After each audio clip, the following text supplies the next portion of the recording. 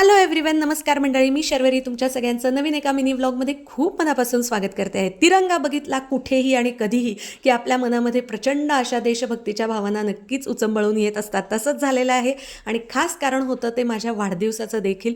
16 August हा माझा वाढदिवस असतो आणि आम्ही त्या दिवशी जास्त सेलिब्रेट नाही करू शकलो. त्याची सगळी कारणं मी तुम्हाला लॉंग व्लॉगमध्ये सांगितलेली आहेत. दुसऱ्या दिवशी मात्र घरातली सगळी कामं दिवसभर उरकल्यानंतर मस्त रेडी झाले आणि मग आम्ही गेलो डिनरला संध्याकाळी. काय छान ॲम्बियन्स होता. ह्याबद्दल सगळं तुम्हाला डिटेल जाणून घ्यायचं असेल तर लॉंग ब्लॉग नक्की बघा. मी परत परत तुम्हाला सांगते आहे, खूप आम्ही एन्जॉय केलं तिथे डिनर तिघांनी एकत्र. आणि आम्ही असेच आहोत, आम्हाला तिघांसोबत खूप छान कंपनी एन्जॉय करता येते आणि ती आवडते देखील. भांडतो बिंटो सगळं करतो, पण तेवढीच मजा मस्ती आणि सगळ्या विषयांवर मनमोकळ्या गप्पा आम्ही मारतो. सेलिब्रेशनचा शेवट सगळेजण करतात तसाच मस्तपैकी डेझर्टनी केलेला होता. मग बाहेर दिसली बग्गी.